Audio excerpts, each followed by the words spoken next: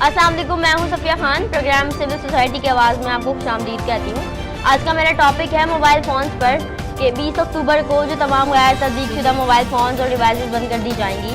नया सॉफ्टवेयर अब काम का रहेगा या बस नाम का। PTA यानी पाकिस्तान टेलीकॉम अथॉरिटी की जानिब से ऐलान किया गया कि 20 अक्टूबर को गैर तस्दीक शुदा मोबाइल फ़ोन्स बंद कर दिए जाएंगे। गैर कानूनी मोबाइल फ़ोन्स का खेल अब ज़्यादा देर पाकिस्तान में नहीं चल सकेगा।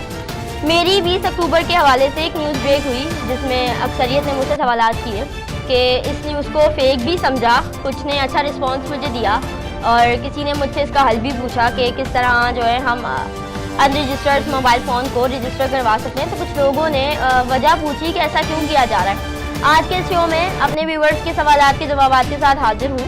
आपको सबसे पहले वजह बताऊँगी कि ऐसा क्यों किया जा रहा है। एक बात आपको बताऊं कि सिर्फ वही मोबाइल फ़ोन्स जो है ब्लॉक किए जाएंगे जो गैर तस्दीक शुदा हैं। सबसे पहले तो आज के इस प्रोग्राम में आपको PTA की जानिब से जो ऐलान हुआ उसकी वजह बताऊंगी, फिर आपको इसका तरीका बताऊंगी कि अगर आपका या मेरा मोबाइल फ़ोन रजिस्टर नहीं तो हमने ऐसा क्या करना है कि हमारे मोबाइल फ़ोन रजिस्टर हो जाएँ।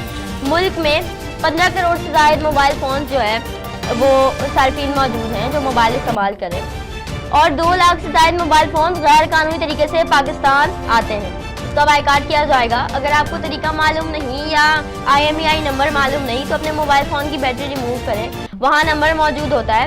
इस तरह आपके मोबाइल फ़ोन की वेरिफिकेशन हो सकती है, वरना आप अपने मोबाइल फ़ोन का डायल पेड ओपन करें और डायल करें *#06#।